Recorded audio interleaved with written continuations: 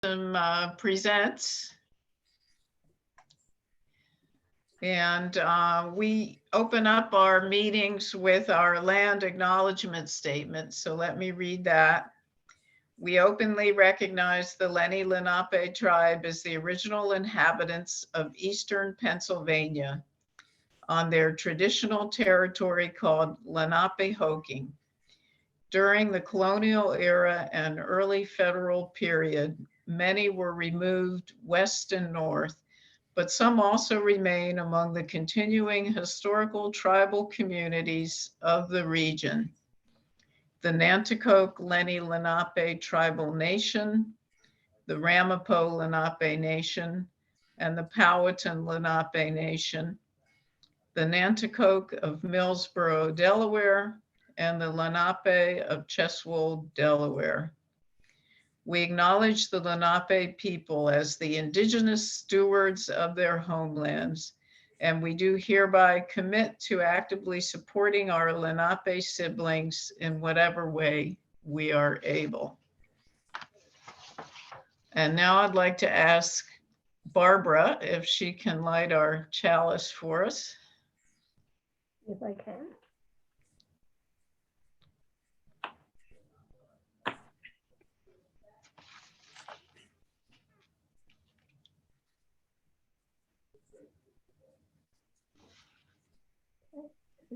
All right. Thanks. Well, we have a real treat today. We have our own Vanessa Lowe. USG's Vanessa Lowe is going to talk to us about the public bank and other power priorities. Vanessa co-chairs the USG's local organizing committee for power. She spent more than 20 years in federal service supporting access to capital for underserved communities. She underwrote investments in community development financial institutions at the U.S. Treasury Department's CDFI fund, trained and consulted with credit unions at NCUA, and distributed disaster recovery funds at the Economic Development Administration. As a Unitarian Universalist, she served on the denomination's Committee on Socially Responsible Investing, leading the community investing portfolio. She's eager to see foundations and endowments embrace racial justice investing by moving assets to BIPOC fund managers and in support of BIPOC entrepreneurs. BIPOC is Black, Indigenous, and people of color. Ms. Lowe has a BS in education from Temple University and an MBA from the Wharton School of the University of Pennsylvania. And now I give you Vanessa. Hi, everybody. This is great. Everybody's a familiar face, so it's nice. And Tonica, so good to see you. I haven't seen you in a while. So let's make it kind of conversational. What I'm going to do is I think I have the ability to share my screen, and I'm just going to go through some resources. But just to do a little bit of the background, let's do this. Tell me what questions you have, and that'll gear my. So I was thinking of covering, what power does in general and how we're a member. Okay. And then go through the major campaigns. I'm really glad Barbara's here because then we can change voice and Barbara can talk about the education campaign. So that's, and I know a lot of people are really curious about the public bank, so I'll give you the latest on that for sure. So does that sound like a good way to go? Other questions you want to cover or make sure I talk about or issues? Okay, well, thanks for joining on a dreary Sunday. So we joined Power, I think now about 4 years ago. With every time I say a time frame about something, particularly in years, it's sort of like COVID. You got to take away the years of COVID, right? But I do think it's about 4 years ago now. We being Unitarian Society of Germantown, Power is a coalition, a community organizing coalition here that was founded here in Philadelphia. The exciting thing is now we are moving, and we have sort of had a presence statewide a little bit, but it's become official in that we have actually changed, I think, the original charter. So now there's going to be, we're going to be one of many, I think the word is affiliates under Power, being Philadelphia. I think there's already a Lancaster affiliate and other places around the state. And so what that means, going back to the membership, historically, the members of Power were faith-based institutions. That includes synagogues and churches and mosques and what is it? I always forget the name of the group that is the humanists. They have the center at 19th and, is it like 19th and Walnut? What is that called? Ethical Society. The Ethical Society, yep, so they're a member.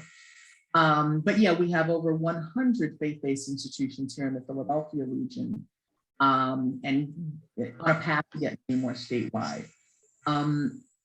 So they have actually a pretty big budget. I'm a numbers person, so I'm always sort of curious about numbers. So they've got more than $1 million budget. Bishop Dwayne Royster is back to being the executive director. He was actually the founding executive director of the organization. You know, they're doing some really good stuff, or we're doing some really good stuff. And that is a collective we, because we, USG, are, you know, we're members. And so one of the things that happens once a month, and it'll happen next week, is we, our chapter or our faith-based institution that is USG, we hold in an LOC meeting. LOC is what the term they use for, it's called the local organizing committee. So each faith-based institution, the way it's organized is, the idea is we as a member have an LOC that right now is chaired by or led by me and Mary, the amazing Mary Polina. And our role is to really keep you all, the rest of the congregants, informed and engaged, such that when we, particularly when we have big events, that you all will literally, you know, come out and join us for these big events. And the idea is we'd like to have at least 4 of those big events a year. Then this little thing called COVID happened, so that's gotten in the way of some things, but you know, we've soldiered on. So we're going to talk about a couple of how we've done big in-person rallies and events under COVID. Let me jump in and let's go through the campaign. Barbara, I would love for you to talk about so we've got let me just sort of do the campaigns we're going to cover are the Education Justice Campaign. Let me get back to my note here, excuse me. Education Justice Campaign, the Economic Dignity Campaign, which includes the public bank, the Live Free campaign, and actually I should call it this way, they're strategy teams, all right? So the Economic Justice Strategy Team, the Education Justice Strategy Team, the Economic Justice Strategy Team, the Live Free Strategy Team, and the Climate Justice and Job Strategy Team, I think is what they're talking about. So each strategy team, so that is Power overall. These are strategies that have been identified and they are either working on active campaigns or working on finding campaigns to follow. The public bank being one campaign. So the idea is each faith-based institution, then hopefully you have at least one liaison to each of the strategies that Power is working on. And so the wonderful Barbara Dowdle is our liaison for the Education Justice Strategy Team. So I'll let Barbara talk about what their current campaigns and or issues they're working on. Barbara? Thank you, Vanessa. Vanessa and I participated in one of the Power activities, which was to occupy the Capitol steps. We weren't doing a comedy routine, though. About the school funding to support what's going on with the lawsuit that took 7 years to get into a courtroom. Wow. The Pennsylvania Constitution requires that every school child is provided with a thorough and efficient education. Of course, people can interpret that differently. And one of the things that has helped to bring this into the courtroom is the EVAL standardized tests, because before that, people who not caring about equity and funding could just say, well, you know, how do we know? You claim that you're not getting what you need, but what's your proof? And now our proof is our low test scores. But there's a lot more than that that's being brought out there in Harrisburg. So the range of power activities in support of equitable funding, full, fair funding for all public schools in the Commonwealth ranges from visiting legislators back in the pre-COVID in person. It was a great outpouring a demonstration in Harrisburg in June of 2019 with more than 1,000 protesters, including youth from our church who walked into legislative offices and made the case. And then all the way down to helping with individual schools. You have the Philadelphia Power Education Justice Team has a spin-off called the Ella Baker Brigade, named for the great civil rights activist Ella Baker, and has just worked with one school over the course of the last 2 years, offering in-person assistance. We started out talking about online assistance, that kind of research for the parents and children, and ended up just picking up Chromebooks that weren't functioning and getting them to the repair place and then back to the students in their homes. Now, for the political aspect of it, we are currently in connection with the court case that's going on in Harrisburg. The campaign is called Way Overdue Wednesdays.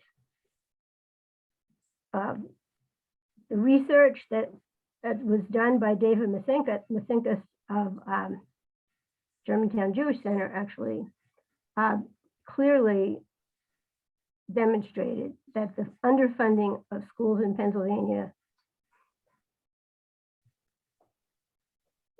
happens for poor districts, and especially for poor districts with children of color. So if you take something like a library in a school, it's a proven benefit for students of color to have that available, and they are most likely in Pennsylvania, simply not to have that resource. So that's just one example. So the various affiliates of power through the state, like Reading, Lancaster, Philadelphia, are alternating taking Wednesdays during the course of the trial to bring attention to the court case. So that's what we're doing. And so previously, if anyone got here after, because you don't see in the chat,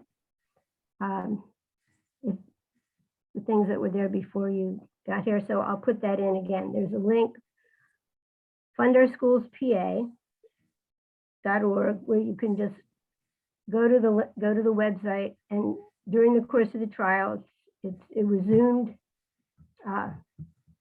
started in November, and they took time off for the holidays and resumed last Thursday. So you can actually listen to the witnesses being queried, and one of the highlights, the defense attorney saying that, there's no problem with funding in Pennsylvania, said when someone from a poorer district was talking about difficulty in getting science classes to all the students said, well, if you work, if you work in McDonald's, you need to know biology. So it's kind of crass. Yeah, and the former superintendent from William Penn District last week was asked, well, in a case where the test scores of the girls students were higher than the boys, his question was, are you giving more resources to the girls? So, and then they'll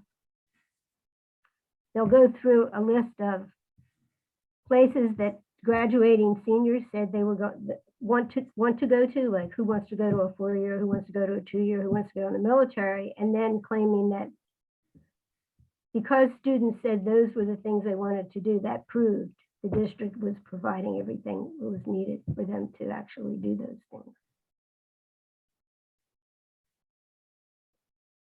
So I'll put that link up again.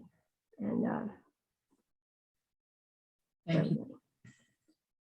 So with each of these strategy teams, we want more people to be engaged. I mean, Barbara and I had a lovely day. We got on Amtrak and went out to Harrisburg, and that's the thing. I mean, I'm now retired, so I can do that in the middle of the day on a Wednesday, I think, Barbara, right? But the idea to be really engaged members is to get more of us to go out and do those things.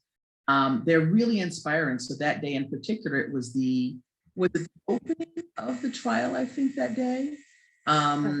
And the speakers were amazing. Bishop Royster was there, but also other clergy leaders at one point. And remember, we're a multicultural, multi-faith coalition. And so at one point, we had somebody from a synagogue talk. We had somebody from, I think, one of the Baptist churches talk. And then in introducing the next speaker, they said, okay, and now we're going to hear from the, I think they said the Muslim perspective. And so the speaker who got up, it's sort of like he started softly and said, I'm a fill-in. The person who's supposed to be here is so-and-so. And so I'm going to try to fill in for him, but it might not be so great. And so he said, the first thing I want to start with is sort of like, well, it's interesting that he introduced me as, the person who's going to give the Muslim perspective. And he said, the Muslim perspective is the Jewish perspective, is the Christian perspective when it comes to schools, which is X, Y, and Z. And so it was just such a great way to start because it was sort of off-putting. It's like, wait a minute, why is there a Muslim perspective? On this issue, we are all together. So it was really, really, really great. And that's the kind of sort of like really inspiring and coalition building and collective messages that we get. And it's just so, fun. And at least for me, it really feeds me to be standing out there with, I think there were at least 100 people out there, right, Barbara? Holding up our signs, chanting, luckily it was a cold day, but the sun was beaming down on us and we were on those steps. And so it was really great. And so again, I'm gonna say this a lot, which is I really hope that for the next one we'll get more people. And I know at the one prior, so the last big event that we had was the large one that Barbara mentioned, where they went, I think, inside the Capitol and gave speeches inside. We were standing out on the steps. And I think we had a bus of at least 16 people come from USG, right, Barbara? Was one 3 years ago. Yeah. What'd you say, Barbara? They were actually on a range of different buses, but yeah, I think we had a pretty good turnout. Ryan Hurd was really helpful, and I think really organized some of the parents to go too. So anyway, thank you for that, Barbara. So here's the thing about power, because Barbara talked about how they, particularly in COVID, the strategy teams have had to toggle a little bit, but the role that power wants us to play, power wants to change policy. We're working on changing legislation. We're working on creating new legislation that is really going to create opportunities or remove barriers to opportunities for people who are underserved. So it's very rare that we do direct service. So if people are just looking to do direct service, then power is not necessarily the place, or we don't necessarily have those kind of activities, except for maybe the few that you'll hear about now under COVID, because it's harder to go out and sort of protest and stand in the streets, when we're in a pandemic, but we are still working on and committed to. It's really about changing policy and legislation. I'm holding great hope for this case that's been brought to the state after many, many years. Like she said, 7 years this has been in play. And so looking forward to see how this goes along. So thanks for sharing that link. I'll pick it up and I'll put it into this, what I got as an email with a couple of different pages I'm going to show you as I talk through some things, okay? All right, so that's education justice. So I serve as the liaison to the economic justice team, so I'll jump into that a little bit. I'd say we've got 3 things going on right now, but let me go back, because Power, when we were founded 10 years ago, actually the 10-year anniversary this year, the first campaign, and it took them, I think, a couple of years to develop it, because that's the thing, they were organizing before they became a nonprofit. So they were doing some organizing, pulling people together, and it was the faith leaders who were doing this, saying, how can we work on economic justice? And that was the main thing at that time, was sort of economic justice issues. And the first big campaign they worked on was to get decent salaries, living wages for not just the city of Philadelphia. So before that, it was really focused on the people who work at the airport, cleaning the planes and making the food that goes on the planes. And I think, I forget which union we work with, but essentially we partnered with the union, and we're going out and essentially, going out there and doing rallies in the middle of the airport and things like that. There was a lot of organizing and strategizing going on behind the scenes among the team, who were going and talking to people in city council, at the airport. I think in particular, was it American? The toggle point was that one of the big airlines, and it might have been American, was at the point where their contract with these workers was expiring. So it seemed like a good sort of tension point. And the thing is, their contract is definitely tied to the city of Philadelphia, right? City of Philadelphia airport, yada, yada, yada. So it was about sort of using that moment in time to really push for these workers who were making $7.50 an hour, the minimum wage, to get a decent salary. And we won. And that was really, really big. And then so that was sort of under economic justice. When that win happened, I think then the other strategy teams were developed. Since the win for the airport workers, we've now, and that was passed just as I got involved, I think it's called a living wage bill, 21st century wage bill, I think it's called, got passed, which is similar to the structure that they set it up for the workers at the airport. It now applies to all City of Philadelphia workers and anybody who has a contract with the City of Philadelphia. So that was really major. What's missing now, and what we have been working on, but it sort of stops and starts, because it is, how do we get the whole City of Philadelphia? So now we're talking about the corporations to be in compliance with this legislation that essentially says by the year, I think it's 2022, all of the city employees and contractors must be at a minimum wage of $15 an hour. The move to get it at the state level is what we call our, we have different words for it, but it's about this issue of preemption. There's a piece of legislation at the state level, and I think it's fairly common in some states, that says no individual city or municipality can pass certain types of things, wages being one of them, for their municipality or city unless the state essentially approves it. So that's been the barrier to getting this citywide in Philadelphia. We can do it for the city, we can do it for individual, the airport because of that contract, but we can't do it sort of wholesale yet. So the preemption is one of the issues that we continue to work on. And generally we work in partnership. What's been going on with that particular campaign is a partner that has hired sort of a marketing team to kind of work on it, They've been leading it a little bit more, so we've lost a little bit of steam around there, but hopefully we'll pick that up again. The other thing, and I'll get to the public bank, I'll do that for last because we've had the greatest success there. The other thing that we're working on is we now have an affordable housing research team. So in order to identify a campaign we're going to follow, we first have to research and decide what we want to follow. So we decided in our general monthly meetings, affordable housing seems like a really good thing. So we created a subcommittee that's been meeting now for more than a year, I think, to do research. And literally it's sort of, we've been bringing in experts in the area. Some of you may be familiar with Women's Community Revitalization Project. They have created the coalitions and been really at the forefront of the legislation that created the Housing Trust Fund that exists, and the now I think it was the part of that legislation was it is permanently funded by a portion of everybody's deed whenever a deed is filed. So it does have a steady stream of money automatically each year, but they fought, I think it was 2 years ago, to get like $20 million allotted. And Mayor said, yep, absolutely.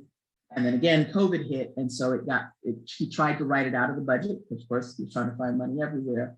And because the coalitions, not just Power, but other coalitions and a lot of Power people came out to City Hall and protested during the budget hearings, it got put back in. So there's the power of Power, really. So people showing up with your signs, protesting and saying, we know what you're doing. We don't want this to happen. This is not the place to take that money. So that subcommittee is in search of a campaign, and the latest campaign that WCRP and their coalition, which is Philadelphia Coalition for Affordable Communities, has been supporting, is now looking at, I think it's called the Land Justice Campaign. And what that campaign is trying to do is say that when there's a quasi-government organization that essentially deals with the plots of land that the city owns and how it gets allocated. So, we've got developers coming in here at an amazing level now who are just sort of popping them up, grabbing them. And what this land justice campaign is saying, well, nonprofit developers that are led by, communities should have a priority over those plots of land to develop affordable housing over the for-profit developers. There's been great work up to this point of at least having, a housing trust fund, which is a fund for the affordable housing developers to use. But and there are rules that say if a for-profit developer is coming in, depending on where it is, they have to have a portion of those units that they're developing set aside for low and moderate income people. The problem is there's no accountability. So we don't know that they're actually doing that. And that's a really, really, really important piece of any kind of legislation that you're passing. And here's where you got to hand it to the original team that worked on the city of Philadelphia and also I think the airport bill, because once the bill was passed, embedded within the legislation was the accountability is XYZ, and that XYZ for the $15 minimum wage is there is a committee led by some staff at the city. So the city is sort of on top of that and calls those meetings that meets quarterly for to review any applications for any organization that is essentially putting in a petition saying, I'm sorry, I cannot pay $15 an hour or whatever this point is at this point when we work our way up the scale because of XYZ. So not only do they have to petition to get a waiver, but they have to then justify that petition by sort of showing their books and everything else. And so I love that. That was one of the things that really made me fall in love with Power. Is like, this is not just about passing legislation, because we passed a lot of legislation over many, many years where there's no accountability to make sure that it's actually implemented or implemented in the way you want it. So that's going to be an important piece for this land justice campaign too. Is like, okay, how are we making sure then that the nonprofit organizations are really getting first dibs and at a reasonable price, because the for-profits, they've got a lot of money to wave around. So I'm kind of excited about that, but in time we'll see if that's the campaign we get behind. Let me stop there because we've heard a lot of talking. What questions do you have before I go into the public thing?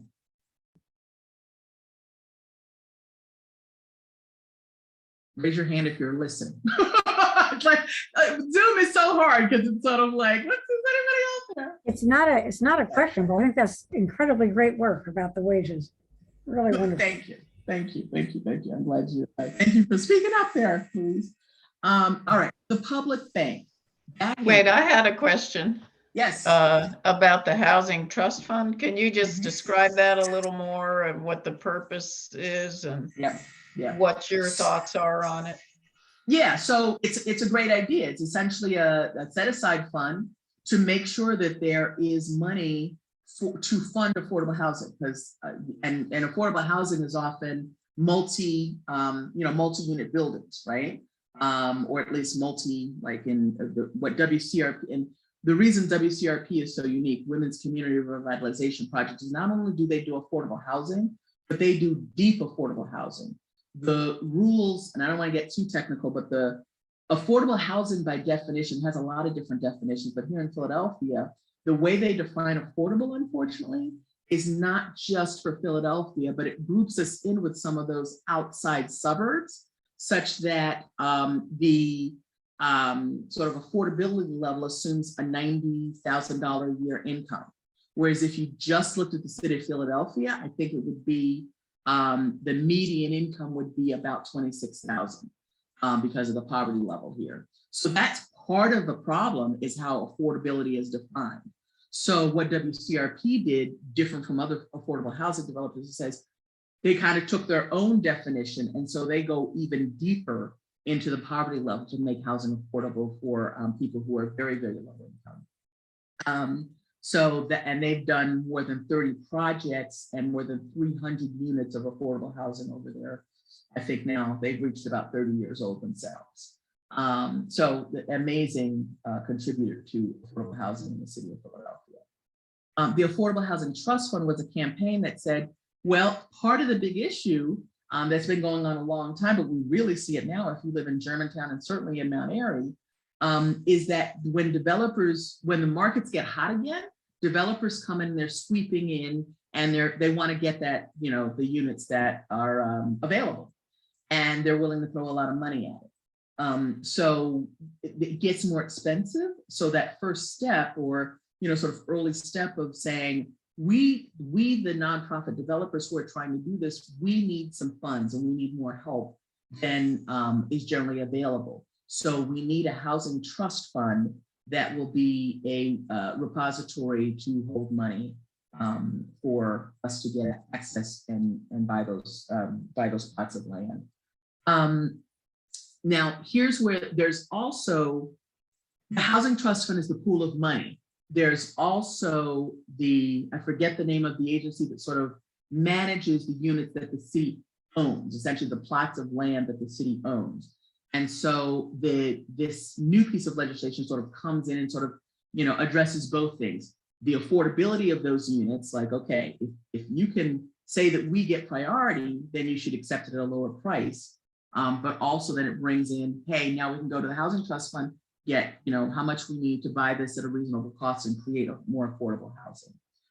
So it is, the housing trust fund is the repository for the income from the deeds, as I talked about, the portion of the deed money, and now like the $20 million that was promised, which is, in the fund for housing development. Does that answer the question? You moved position, so let's hope. Okay. Thank you, Carla. Thank you. Yeah. Margaret. I was reading about the house fire in Fairmount, and the article talked about one of the issues was the family couldn't find a larger unit, and that the PHA is underfunded for maintaining and upgrading the housing stock for which they're already responsible for. Is this related to what is Power also working in, helping people in public housing get safe, affordable Yeah. units? You know, that's a really good question. So in some ways, PHA is who we push, right? Hmm. Remember when the homeless folks were living on down on John F. Kennedy Boulevard? So I mean, there we were pushing PHA because it's like, look, you got to do something, you know. And that was such an effective campaign, and we can't take credit for that. I mean, that was, you know, those organizers were amazing. And the key to that campaign was it really was led by the people who were living in those tents. I mean, and that's how more of our campaign should be. It really effective community organizing needs to be led by the people who are feeling that pain. And it's something that Power really does need to work on. And I'm trying to be very conscious of, you know, changing leadership. You know, I'm going to most likely end my term next year when it does end. And I have, you know, I'm going to recommend somebody who is low income, that is, you know, she's an organizer. And in fact, that's who should be leading this. So I went off on a bit of a tangent there, but yeah, so PHA was who we're fighting. But it's the city. So and there's different ways to fight, right? So it's the city's responsibility for PHA to have been making sure that, you know, the fire extinguisher was in the right place and stuff like that. So it's a bit of a circular issue though, because then they can come back and say, well, we're in a pandemic, we can't afford the staff to do this. And so they have the same excuses as any employer very often. But you know, you gotta push. And so that's what we do. Does that answer the question, Margaret?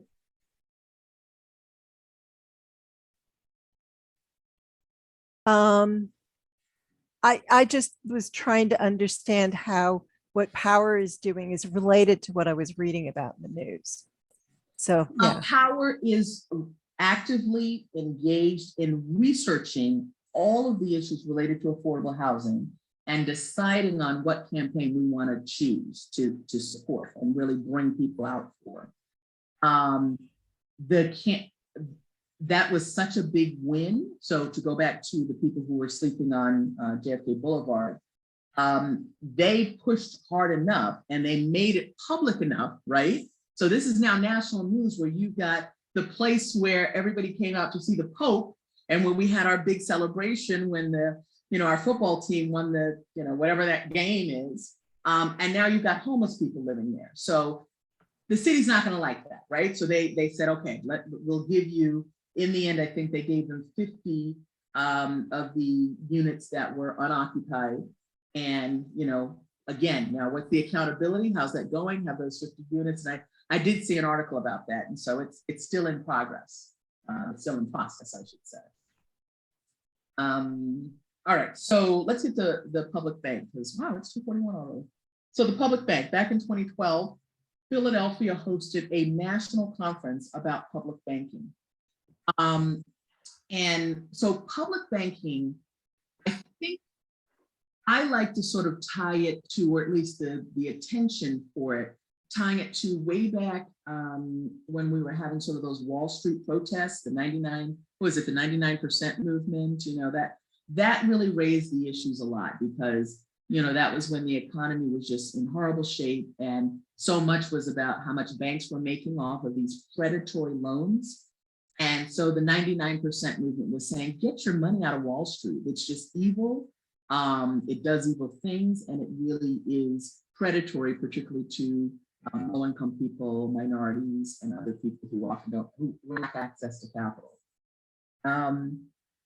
So the only public banks that exist right now are, I forget, is it it's either North Dakota or South Dakota.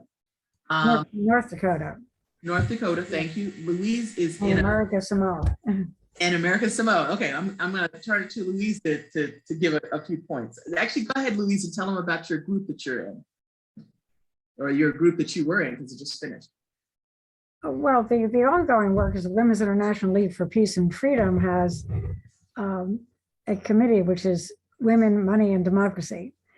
I mean, way back in the history of that committee, it was, working on corporate power, trying to get an amendment to get rid of corporations being people, which hasn't succeeded yet. But there's this very active group about women, money, and democracy. And one of the big interests is public banking. And so the group in itself talks to itself, but recently they established a public banking circle where they invited people to come in and meet 6 times over a course of several months. So it wasn't like back to back. They were trying to do exercises about it. And there's a lot of information. Do you have, Vanessa, do you have a slide with all those things, the public banking? So let me see if I can share my screen. I have the public banking. Because there's so much stuff. There's the public banking handbook, and that's not the right name for it. I didn't come prepared to give all the correct names. But there are Are you seeing a enormous screen that says Philadelphia Public Banking Coalition, folks? Am I sharing? Okay, I see thumbs up. Yeah. Talking, Louise. and I'll there's talk through this page. there's a public banking website, which is national, which is a basic education, and that's the exact name that I can't remember right now. And there are tremendous resources to go to. And the Bank of North Dakota, it did not start by liberal political action. It started by farmers who said, we're getting killed by these selfish people out there in the New York City, and they established their own bank. And it's been more than 100 years. I think it was established in 1919. Very successful. Because I don't know, Vanessa, I'll take over if we don't, because the basic tenants are, I don't know if you want me to go over the basic tenants. Go ahead, sure. So, and the basic tenet is that you capitalize your own bank and that all government funds come into that bank. So the government money is never paying fees to Wall Street banks, and that any money that's invested, and because if you have a year's worth of taxes, you have money to invest, it's not all used at the same time. So any investment would be used locally for the things that local people need, which in North Dakota was, getting equipment out to farms and, things like that. But, in a city, it's like getting money to the school system, getting money to small businesses, money to back up mortgages, because the public bank is not your personal bank where you go to have your checking account.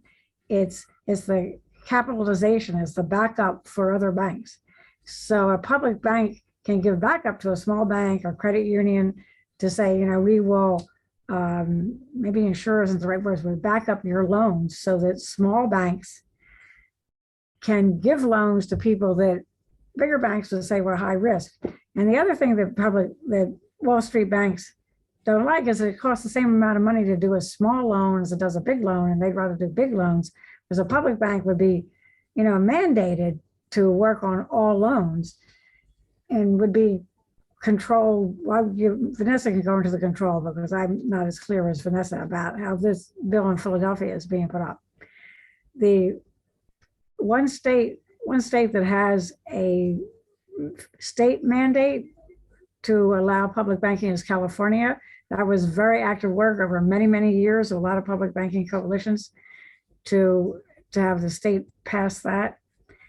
And so now I think you're allowed up to 10 public banks to be created, and different municipalities in California are actively working on getting it, getting the board structure and the capitalization of the bank, because you need a lot of money in the bank to start that capital thing. But anyway, so Wilf website has a link to all these public banking tools and educational things. And the Women, Money, and Democracy is a really active group if anybody wants to join a group and be working on these things nationally. So that's a bit of the background I have. I'll go back to Vanessa now. Thank you, Louise. And it was really nice. We got Derek. So let me back up. So 2012, we had a national conference. A group got together. So a lot of folks actually from the Northwest Progressive Group. I was sort of break on their name, but anyway, they created the Philadelphia Public Banking Coalition, which is the page that's showing up on your screen right now. So this is the local group that's been working since 2012 on trying to get this legislation passed. It includes some people you may know: Peter Winslow, Stan Shapiro, Stan Shapiro's wife, I forget her name. But yeah, so the Northwest progressives, and part of working on this was then finding a champion, because that's the thing. It's like, if you're going to change legislation, you need somebody to bring the bill forward. And so Derek Green, Council Member Derek Green, has been our champion for the last 4 years on this, and he's really actually been a very good partner. Thing about power, we say, we are not friends and we are not enemies with our politicians. They are essentially our vehicle to get what we want done. So it actually, there's a modification to it. We are not permanent friends and we are not permanent enemies with any of these legislators. They are vehicles. But I would say that he has worked well with the Philadelphia Public Banking Coalition members. He's been meeting with them weekly, I think at least for the last 3 years. It was the coalition that drafted the first legislation. And essentially, he's been really letting them lead a lot of this. To jump ahead to where we are now, and actually one of the ways that it stayed, at least on his, it is his radar, and I think it's going to be, there's quite a few people who are running for mayor in the next election. He's going to be one of them, and he is going to be on this campaign that he created or is in the process of creating a public bank. So he is very proud of it and very, very interested in it.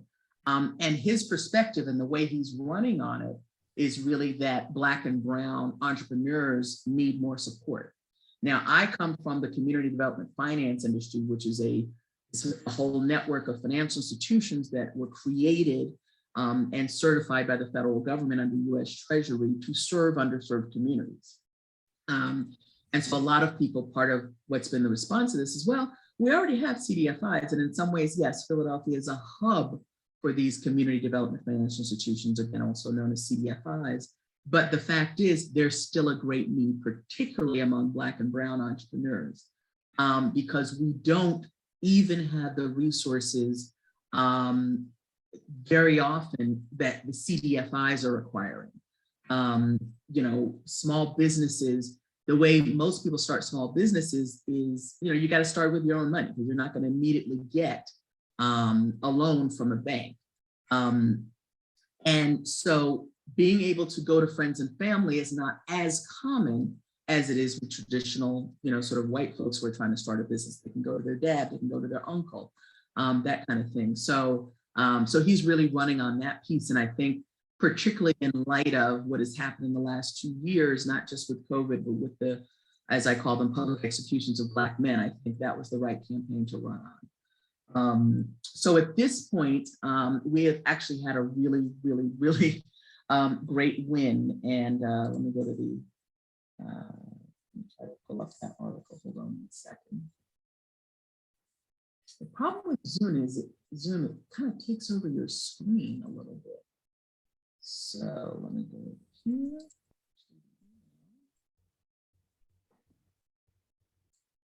Anyway, there's an article in the Inquirer, slow gains for public bank. Let me see if I can open that. All right.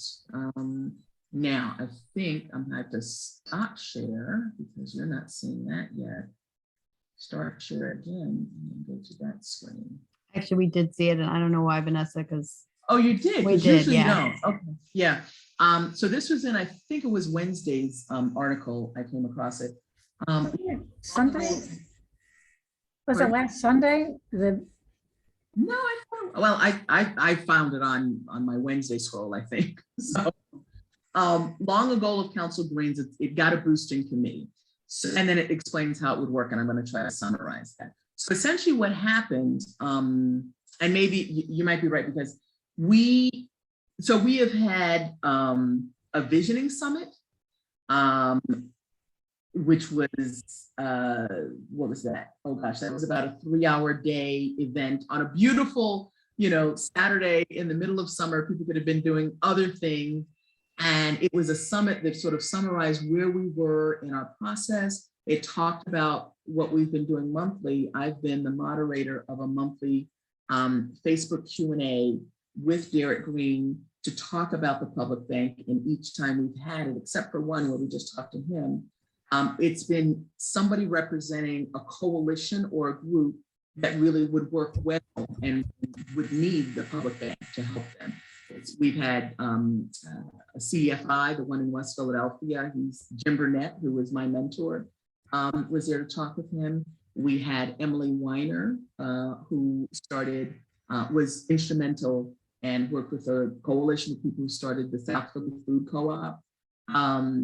We had bankers. We had a woman who was a regulator in the traditional banking industry, talking about her perspective on this as somebody who had also worked in community organizing for a while. So it's been a variety of groups that have sort of chimed in on this and had this conversation. So when we got to the Visioning Summit, that was an opportunity to say, okay, those live Q&As, we had the public, but here we brought in other experts to talk about, here's where we are, but also let's look at some other cities. So we had representatives from Los Angeles, San Francisco, New York, and I forget the other, well, Philadelphia, right. So I think four cities were represented to talk about where they are in their process.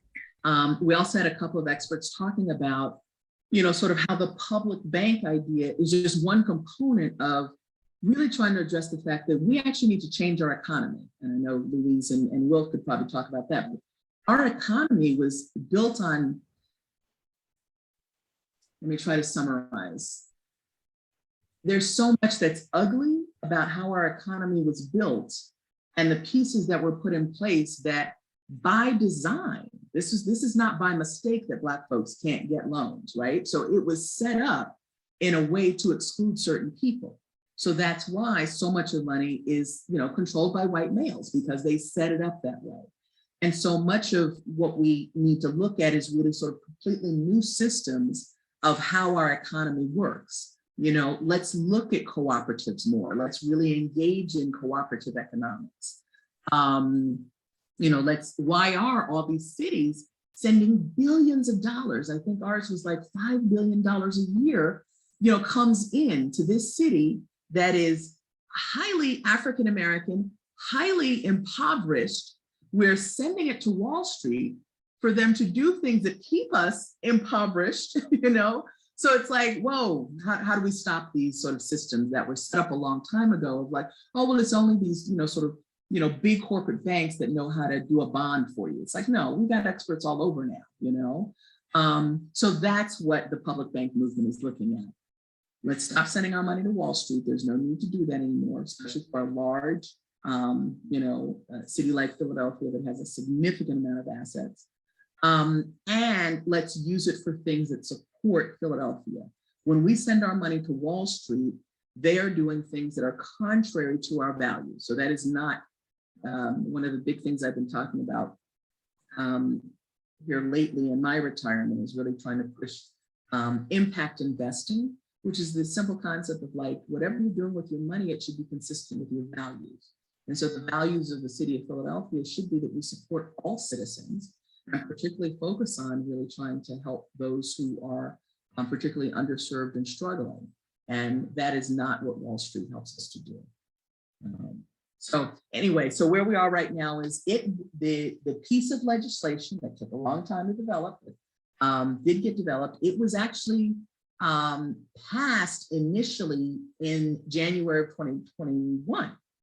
So that was a big win right there, because we actually got 12 sponsors, which is, it sort of makes a piece of legislation almost bulletproof, because there's, 15 council members. And so if you can get 12 sponsors, then I think the only thing that can stop it would be the mayor's, mayor's denial. But then that was just the draft. So what we've been working on since is Derek Green has been working with the City of Philadelphia Attorney's Office and Holland and Knight private attorneys who are experts in sort of public banking issues to finalize the legislation.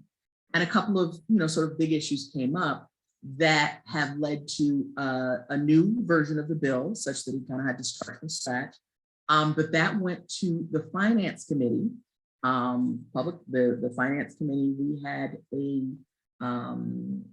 what do you call it?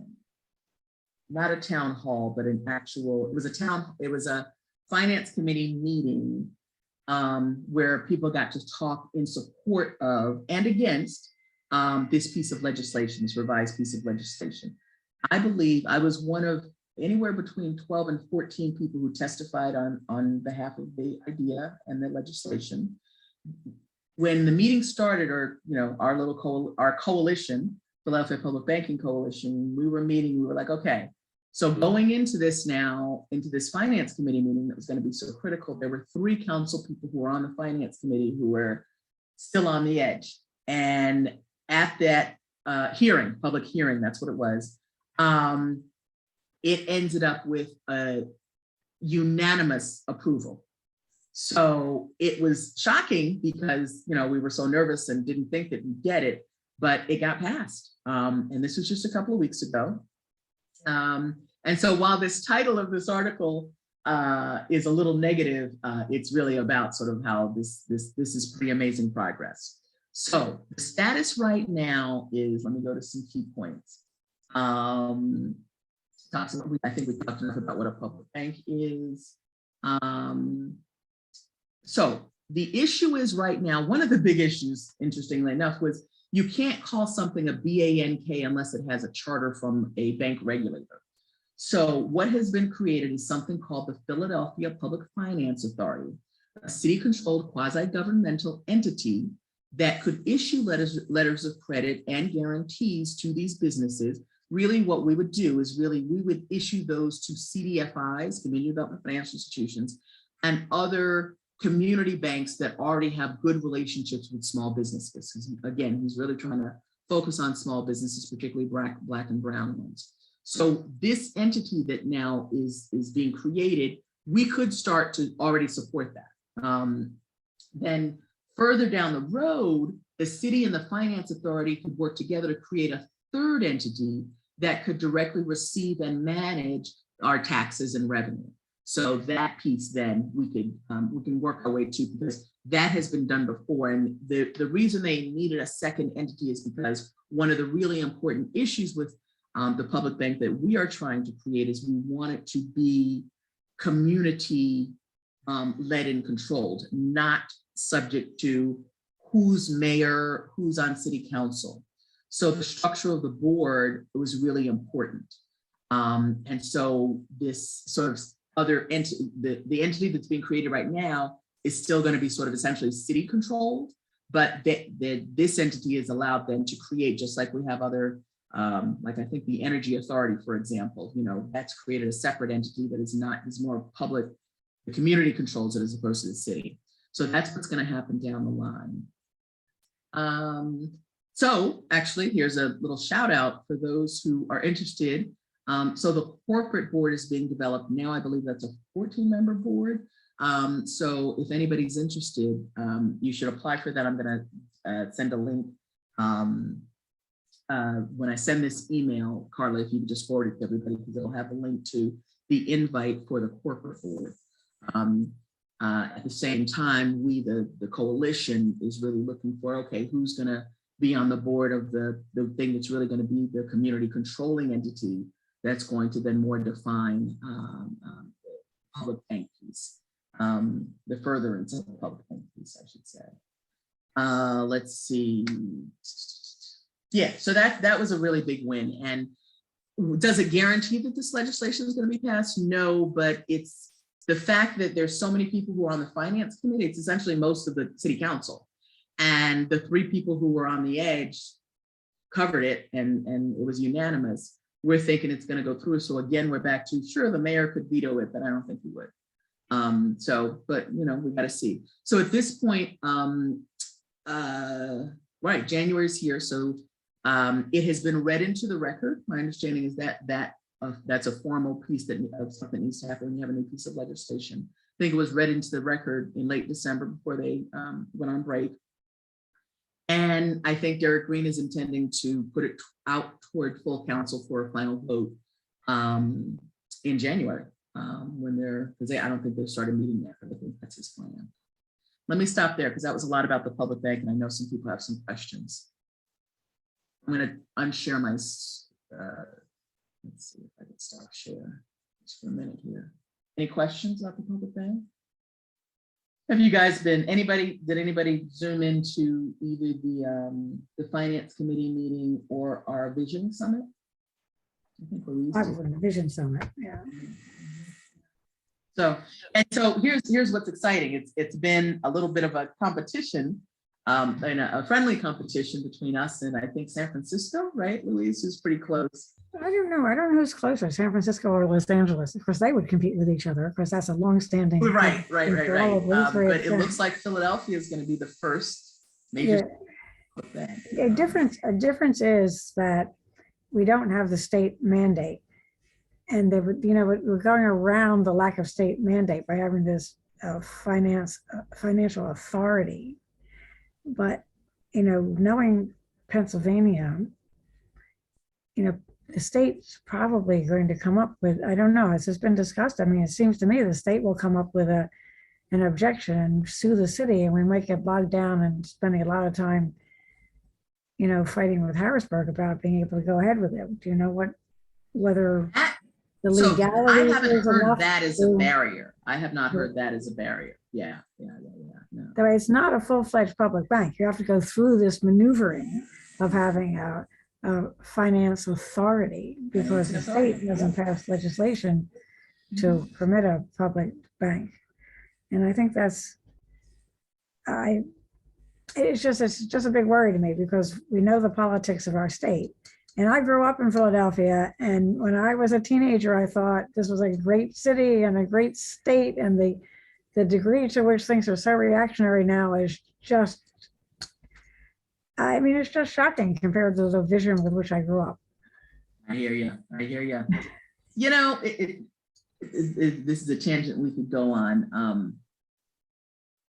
Things feel really dark, right, in many ways, but it's been so much darker, the January 6th and hearing about what's happening as a result of January 6th and who's being arrested and who's being held accountable and stuff. It both sort of gives me a little hope and a little, sort of fear, but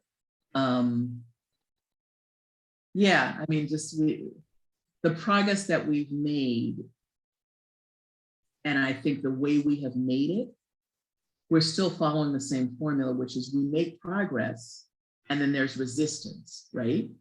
And so because it's literally what I call it, and I'm not being offensive, but sort of white men in power it's almost like they're willing to pull anybody down because they feel like they're drowning, because they literally, they're hearing the numbers, you are not going to be the majority anymore. You're not going to be the ones in power. And so like anybody who's drowning, they're just willing to pull down anybody with them. And so this is a reaction to some progress. And if we continue to, organize and do what we did for the election last year, we're going to continue to move forward with, some steps backward, particularly with the pandemic. But so anyway, but there's a lot to be scared of. And that's why we have to do the work. Lisa. Yeah, I don't have a question as much as, so I came to this just to hear about the public banking part because I've heard stuff about power before. And it was really helpful to me because I don't live in the city without hearing things about this all along the way. Without knowing what public banking is, I thought it was equal to a commish for equal to something along the line of a community bank, which is totally different.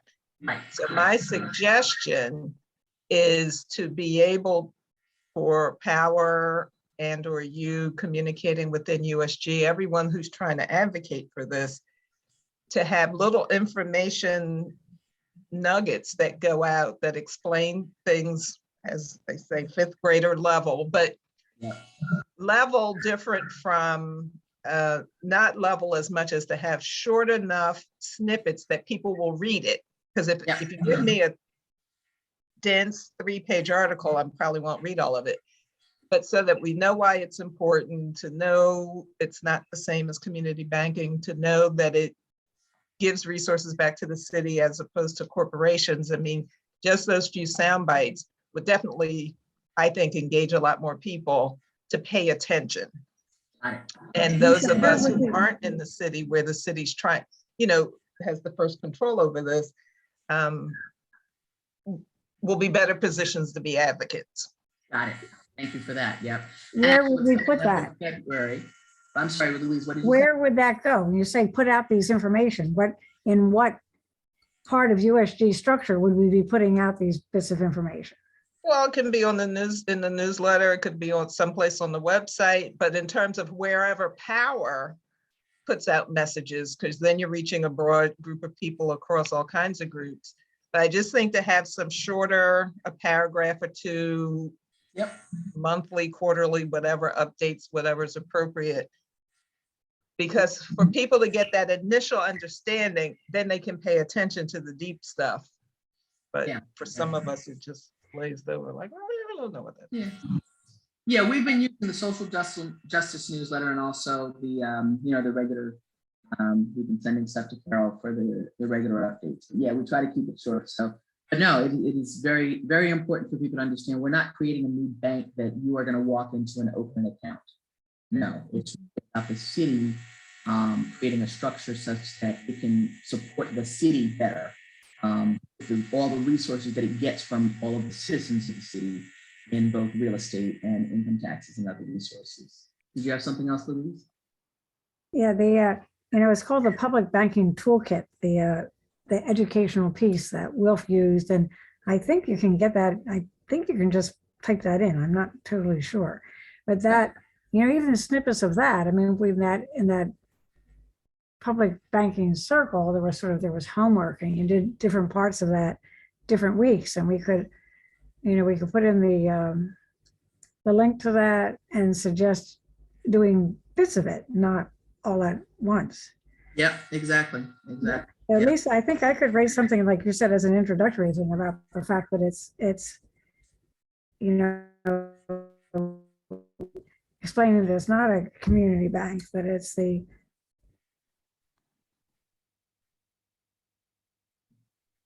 we're losing Louise. Let me go on because it's already 3:10. Wall Street Bank, and that all the investor money stays in the community. And would that be a kind of reasonable introduction to give people? Was that the kind of thing you're looking for an introduction? Yeah, I think so. We've got some tools. Yeah, we'll use that. We've got some tools. All right, let me cover. I definitely want to cover the Live Free strategy team because it has been a very successful campaign. So again, going back to what happened with George Floyd and other public executions, as I call them, a lot of attention has been put on, sort of the police, the defund the police campaign. That's the thing. I think these things, community organizing often involves coming up with a really sometimes challenging soundbite. And, defund the police as their soundbite was purposeful, right? I kind of disagree with it, because it's many people react to what? Oh my gosh. So the defund the police movement though has led to, and I think Black Lives Matter, the Black Lives Matter coalition has been really, really helpful in, sort of the learnings that they had from the work that they did. Was it Michael Brown murder, I think, many years ago. So in watching how they responded and were spokespeople about George Floyd and the defund the police movement, an idea was really, really helpful because I thought that they were very clear and they had some really, really good ideas, and they had some, they had some good research and data now to back it up about the level of police violence against African Americans.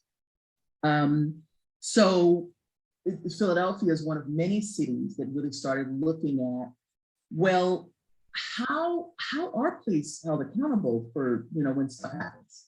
And what was sort of like found universally was, well, these sort of citizen advisory things or oversight committees are sort of figureheads and not actually really holding the police accountable.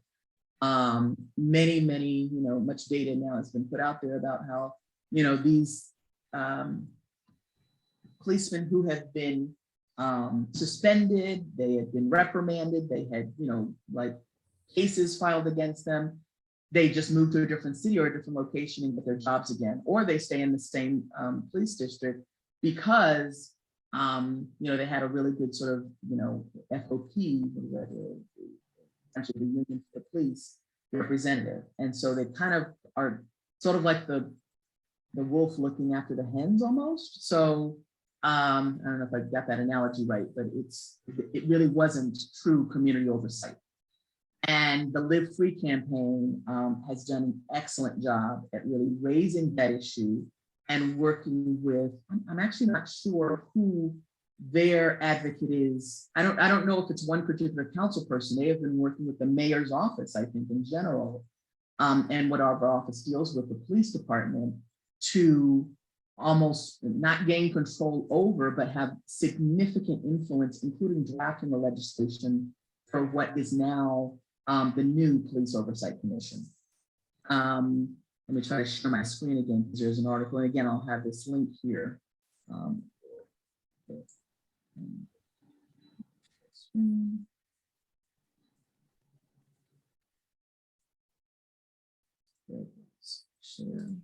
So this, and what's interesting is that the head of the Live Free campaign, Reverend, I apologize, forget his name, but he and another Live Free campaign, they were placed on the committee who will choose the people who will sit on the Police Oversight Committee. And so this is the invitation. And so, they got to participate in how are we drafting the invitation that's asking people to apply. So that has been long, deep work. And the information is out there now asking folks to apply. So that's pretty exciting. And they deserve just a lot of credit for that because that's a true game changer, because it's really about this is real power movement, right? These kind of police are essentially the culture of the police was keeping them in place, keeping bad police in place. And so now it's like if we can set the system up such that they are truly held accountable, then we can really start to clean the police departments up. So that's been really good work around the Live Free campaign. I know they also had worked with Pastor Mark Tyler, who is the head of the Live Free campaign. I know they've also been working on what you'll probably have heard a lot about, the cash bail movement. There's a cash bail fund, but with the very progressive district attorney who we have now, he's really working, and I think continuing to work. There's been pretty big movement on it already about how we get rid of the cash bail system. It's not quite there yet, but just recognizing that so many people, just because they're poor, they're the ones who are going to jail and losing their jobs because they're because since they can't afford to put up the bail, they're sort of being put away. And so that's a really big issue that they've been working on too. So that's Live Free. So we covered Live Free, we covered education, we covered economic justice.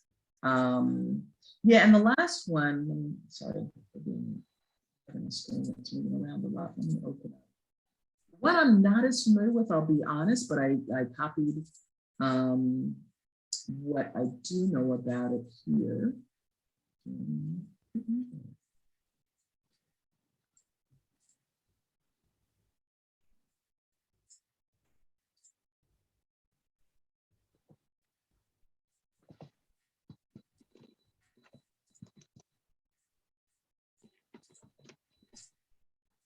climate justice and jobs. One of the things that they're working on a couple of things, but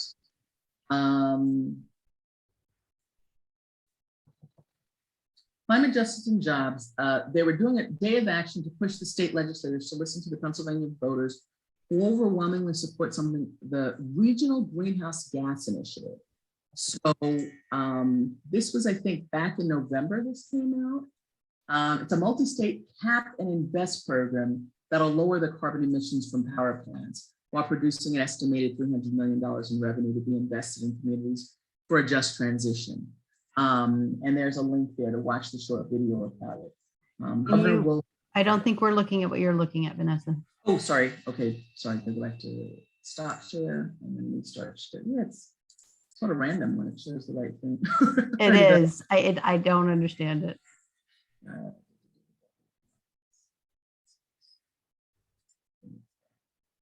Untitled, yeah. There. Governor Wolf of the Department of Environmental Protection is committed to moving forward on RGGI, but legislators in the grip of the fossil fuel industry are working against this effort through disapproval motions and legislation in the state assembly. So again, this is a couple of months ago, but so I'll have to see if I can get an update and we'll put that in the various USG publications. What we try to do is we try to post, get a little blurb of something about one of the power things, at least once a week, twice a month.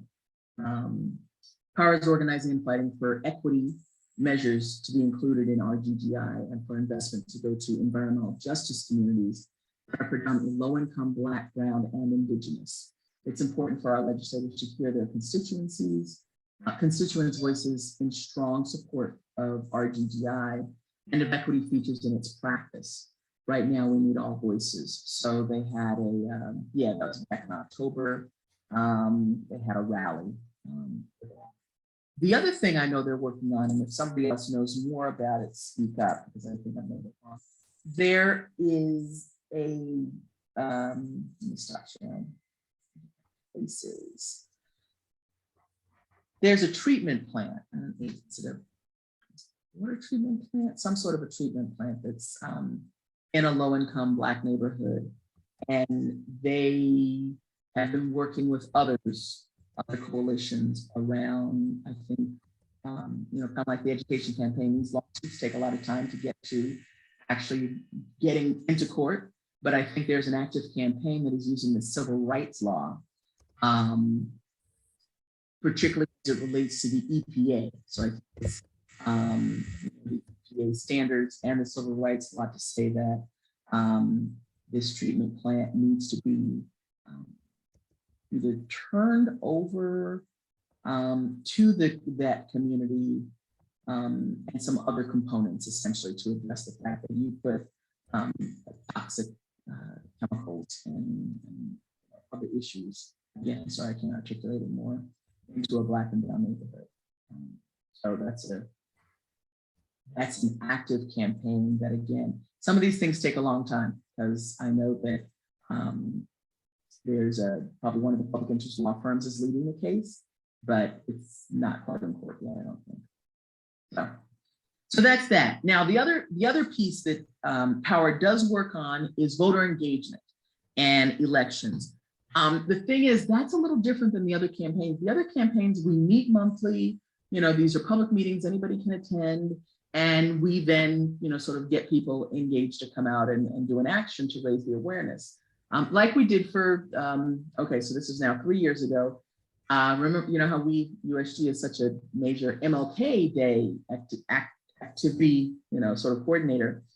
What the best event I think that we have had, we being Power, was as part of the issue with the living wage. We worked with Art Haywood, who has been pressuring the McDonald's on Shelton Avenue in Germantown to raise the wage. Unfortunately, there's a tough nut to crack, and the owner of that one has been really resisting. Had several meetings, including with the Coalition of Black McDonald's owners. That's a whole different conversation. A lot of the McDonald's are Black owned, and they really were coming to the table and trying to bring him and it didn't quite work. But in terms of our activism, we were very active, and it was a cold, January day, that MLK Day, when our, after our activities action was to go down to Uncle Bobby's bookstore. Art Haywood and several other people spoke eloquently. We had pizza in our seats, and enough people showed up that, we had some speakers move outside. And then we went arm in arm and marched from Uncle Bobby's over to the McDonald's and held hands, circled the McDonald's, had, bullhorns. And it was a great day. And so that's the kind of thing I look forward to us getting back to. Didn't move him, but it certainly, we got some good media attention. And, it's been this issue of the wage now, actually, it's almost like it's being pushed by the pandemic, because people are, the whole sort of, people are like saying, I'm not coming back to work. I'm not coming back to work in this way. So the need for employers to pay more because they just can't get anybody at $7.50 an hour now. It's sort of like working itself out, but we really do need the legislation. So we're going to figure out how to continue to push that. All right, I have talked enough at 3:24. Questions, comments?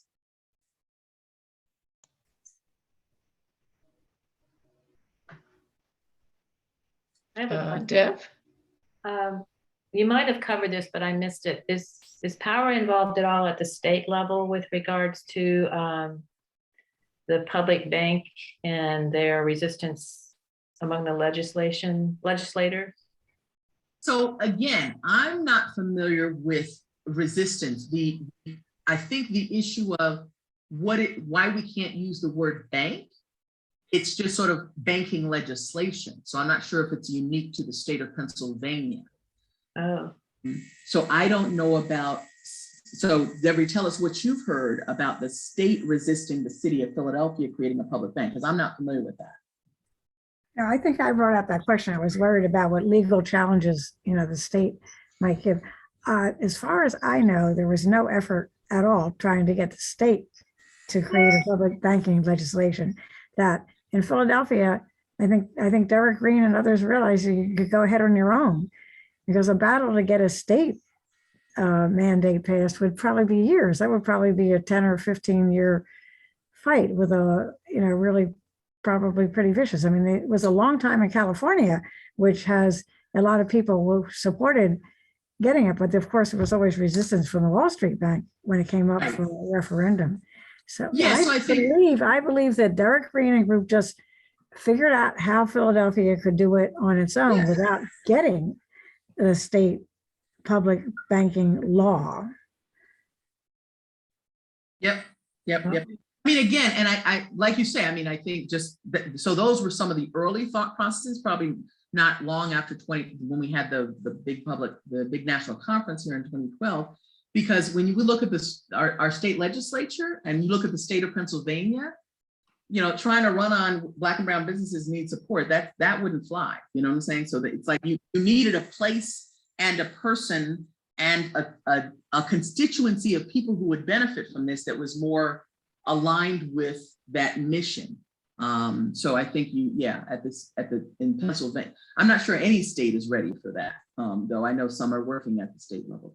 Well, California passed it. Massachusetts is working very actively on it. And I think there's some other states working very actively on trying to get the state legislation. But I don't regret a hand up to Philadelphians to have very creatively come up with a way to within the existing laws, create a public bank, which won't quite have the name bank, be public banking authority, but will get us a lot of the same goals. Exactly. And much more focus on Philadelphia, which is I think a big goal for me. So, okay, Carla. Yes, let's hear some other people. Carla. Just a quick question. In this voter engagement group, are they being vigilant about any repressive laws that might try to get passed in Harrisburg? Is that on their radar screen? Here's the thing. It is a conundrum, and I don't know if that's the word, but they have staff who work on that strategy team, but they're not public. So it's confusing to me. I mean, they did organize some good trainings on how to use the text tools and stuff like that, but I think they kind of, it's just at the staff level. It doesn't really engage with the faith-based institutions. So I don't know what they're doing. Okay, yeah, thanks. Yeah. Well, Monica. I'm very concerned about the voter engagement. I mean, it's not registering new people to vote that creates all the votes. Because people who are already registered to vote have to vote. There you go. And the turnout is really, really, really, really low in Philadelphia. And Pennsylvania is really scary. I mean, if we get a Republican governor, we are going to be living in the worst conditions that, I don't even want to go there. And when the Republican Tom, because we had these two Toms in a row, when the Republican governor was elected, he was elected by a margin that was smaller than the number of registered Democrats in Philadelphia who did not vote. So the voter engagement is, getting people out to vote. Everybody's got voter registration, but I don't know who's working and how you effectively work in getting people out to vote. It's super. I know I did at least 200 postcards. So I hate doing the phones. A lot of people did the phone. I love the postcards. And if I never got one, I actually wanted one. But anyway. Vanessa, I had a question. Yes, Monica. And this kind of like shifts kind of our conversation a bit, but you mentioned impact investing, which is a new concept to me. Can you explain a little bit about what that means? Oh, absolutely. Oh, I'd love to just talk to you about that separately. Have another sort of thing about it. But so again, a summary of impact investing is whatever our values are, let's align our money with our values. And so in the old days, it used to be called socially responsible investing, and it had 3 tenets. Community development financial institutions is actually one of the main tenets, which is move your idle funds into a CDFI, because those are the ones that are really serving underserved communities. And so those could be your local credit union. Some of those are community development financial institutions. It could be investing in some of you are familiar with TRF, the reinvestment fund that has done great work. They're one of the most well-known and well-respected CDFIs in the country.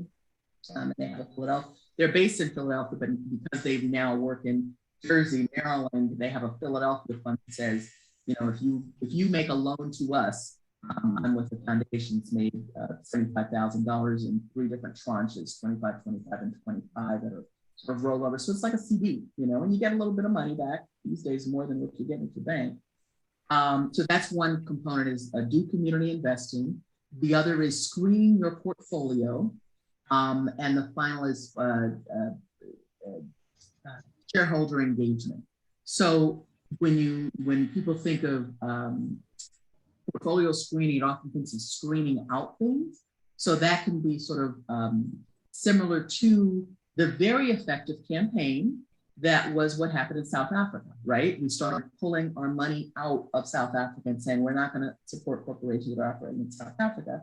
And it worked. After many, many, many years, it worked. But so a lot of people now want to jump on, okay, well, let's just boycott.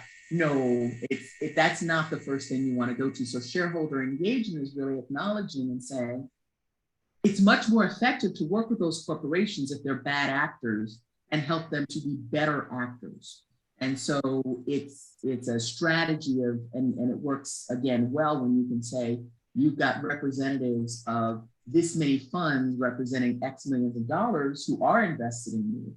And we're saying to you, we want you to sit down at the table with us and talk about how you're going to move away from fossil fuels. How you're going to move away from, building pipelines on Native American communities, those kind of things. So at the UUA level, the committee I'm on, the Social Responsible Investing Committee, those are the conversations that our liaisons are having through something like ICCR, the Interfaith Coalition on Corporate Responsibility. Yeah, those are the 3 main strategies. Something a lot of people are hearing about now is SDG, Sustainable Development Goals, that was developed by the United Nations. And so very often now, because here's the problem, it got more attention, trillions of dollars started to get moved over the years. I mean, I started being involved in this more than 20 years ago now, but now there's real numbers behind it.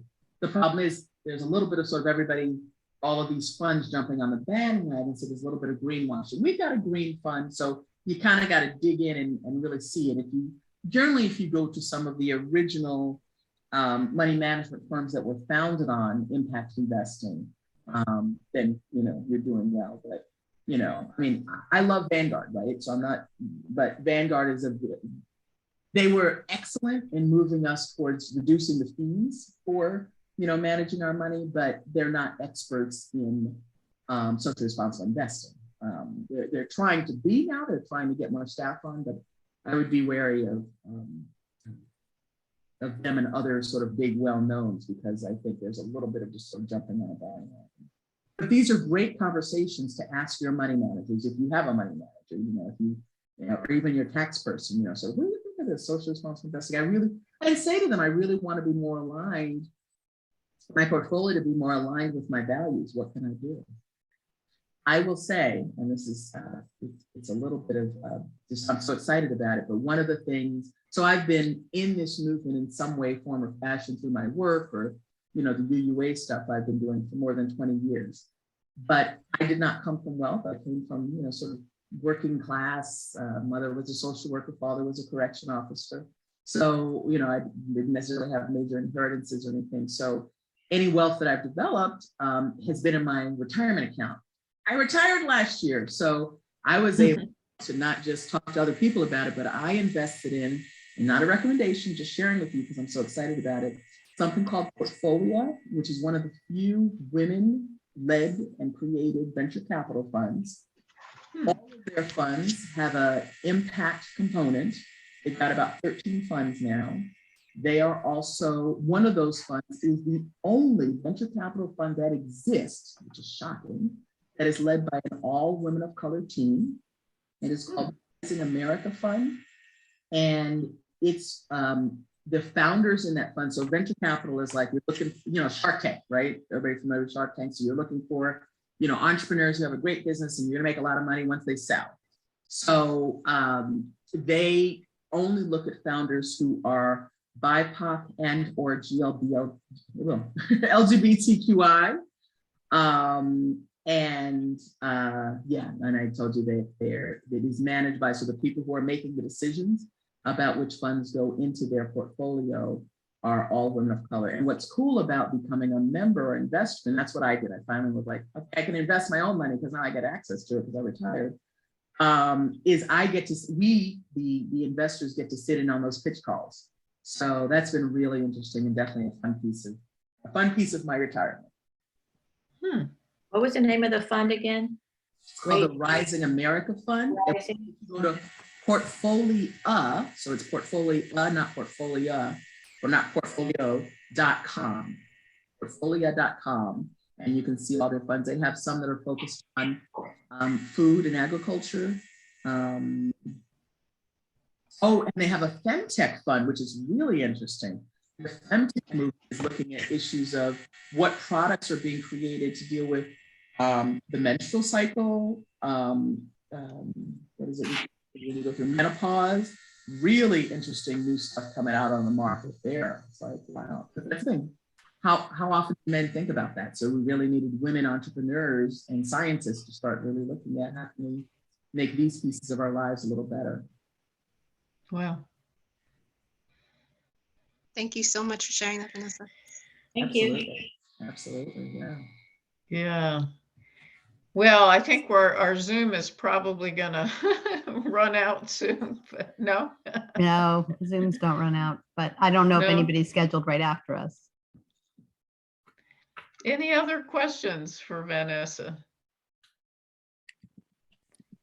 Well, we want to thank you so much for Well, thank your you all. great Thanks for talk. showing up This and thanks was for being wonderful. interested. And Yeah. So look for us in the various USG postings, and I try to put, like I said, we try to put something out there, and particularly for our actions, we just want to get some good numbers out. And it's just such a great community builder. I mean, it was so great to be walking down the street arm in arm with each other on that McDonald's day. So yeah. Have a great day, everybody. Okay. Yeah. Great. Thank you so Thank you. much. Safe. All right. Take care, everyone. Bye. Bye-bye.